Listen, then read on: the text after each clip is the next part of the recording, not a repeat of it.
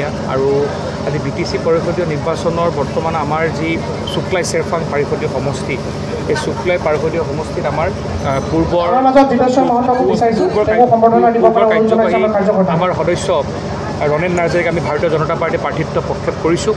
আৰু আমি যিহেতু মোৰ বিগত এটা বছৰৰ অভিজ্ঞতা কাৰণ মই বিগত 1 বছৰ ধৰি এই শুক্লাই চেৰফাঙত মই প্ৰবাস কৰি আছোঁ আৰু বিভিন্ন প্ৰান্তলৈ গৈছোঁ ৰাইজৰ লগত কথা পাতিছোঁ ইতিমধ্যে আপোনালোকে দেখিছে যে যোৱা মনোনয়ন পত্ৰ দাখিলত আপোনালোকে দেখিছে যে BTC নিৰ্বাচনৰ ইতিহাসত 10,000 মানুহে এটা শুক্লাই চেৰফাং পৰিষদীয় সমষ্টিৰ পৰা গৈ অংশগ্ৰহণ এইটো বুজাইছে যে ৰাইজে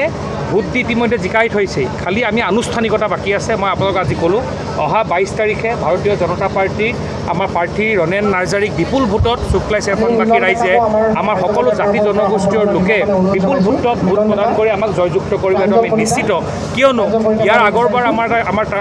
আমাৰ মূল মন্ত্ৰ আছিল যে BTCত আমি শান্তি ঘূৰাই অনা আৰু ভাৰতীয় জনতা পাৰ্টীৰ নেতৃত্বাধীন চৰকাৰখনে আমাৰ কেন্দ্ৰীয় চৰকাৰখনে ৰাজ্য চৰকাৰখনে আমি BTCত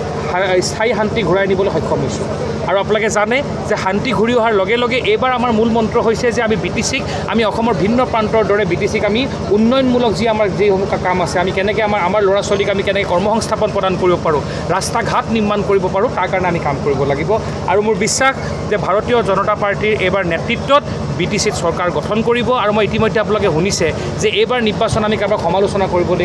কৰি ভোট বিচাৰি নাযাওঁ এইবাৰ অসমৰ মুখ্যমন্ত্ৰী সৰ্বকালৰ সৰ্বশ্ৰেষ্ঠ মুখ্যমন্ত্ৰী হিমন্ত বিশ্ব শৰ্মা ডাঙৰীয়াৰ নেতৃত্বত আমাৰ যিসমূহ জনমুখী আঁচনি বৰ্তমান অসমত ৰূপায়ণ হৈ আছে আমি সেই আঁচনিসমূহ ৰাইজলৈকে লৈ যাম আৰু আমাৰ বিশ্বাস আছে যে আমাৰ ৰাইজে এইবাৰ বিপুল ভোটত আমাৰ প্ৰাৰ্থীক জয়যুক্ত কৰিবলৈ বাট চাই আছে যেহেতু UPPলৈ কৈছে ইতিমধ্যে ক'লোঁ যে ভাৰতীয় জনতা পাৰ্টী কেন্দ্ৰত BJP চৰকাৰ ৰাজ্যত BJP চৰকাৰ আৰু 26তো আমি BJP চৰকাৰ গঠন কৰিবলৈ গৈ আছোঁ আৰু BTRবাসী ৰাইজে জানে যে কোনখন চৰকাৰৰ লগত থাকিলে কাৰ লগত থাকিলে BTRবাসীৰ আহিবলগীয়া সময়ত এই স্থায়ী শান্তি সুৰক্ষাৰ যিদৰে আমি প্ৰদান কৰিলোঁ সেইধৰণে আহিবলগীয়া সময়ত কেনেকৈ উন্নয়নৰ লগত তেওঁলোক জড়িত হ'ব পাৰিব BTRবাসীয়ে জানে আৰু সেইকাৰণে মই কৈছোঁ মই আগতেও কৈছোঁ যে না UPPলক মোৰ সমালোচনা কৰিব লগা আছে আমাৰ না BPFক সমালোচনা কৰিব লগা আছে আমাৰ কথা হৈছে যে অসমৰ মুখ্যমন্ত্ৰী হিমন্ত বিশ্ব শৰ্মা ডাঙৰীয়াই অসমৰ উন্নয়নৰ কাৰণে যি অনিৰুদ্ধ যাত্ৰা আৰম্ভ কৰিছে এই অনিৰুদ্ধ যাত্ৰাৰ প্ৰত্যেকখন আঁচনি আমি ৰাইজলৈকে লৈ যাম প্ৰত্যেকটো মূল মন্ত্ৰ আমি ৰাইজলৈকে লৈ যাম আৰু আপোনালোকে শুনিছে মোৰ ভাষণতো কৈছোঁ আমাৰ প্ৰত্যেকজন কাৰ্যকৰ্তাক আমি আহ্বান জনাইছোঁ আমি কাকো সমালোচনা কৰি নিৰ্বাচন নেখেলোঁ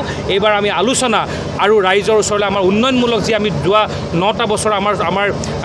আমাৰ যি চৰকাৰখনে আমাৰ যোৱা 5 বছৰ আগত দেখিছে অসমৰ মুখ্যমন্ত্ৰী হিমন্ত বিশ্ব শৰ্মা ডাঙৰীয়াই সমগ্ৰ অসমত এটা অনিৰুদ্ধ যাত্ৰা আৰম্ভ কৰিছে সেই যাত্ৰাৰ নেতৃত্ব যি দিছে সেই নেতৃত্বত যাতে আহিবলগীয়া সময়ত BTCত উন্নয়নৰ যি ধাৰা আৰম্ভ হ'ব পাৰে তাৰ কাৰণে আমি কাম কৰিম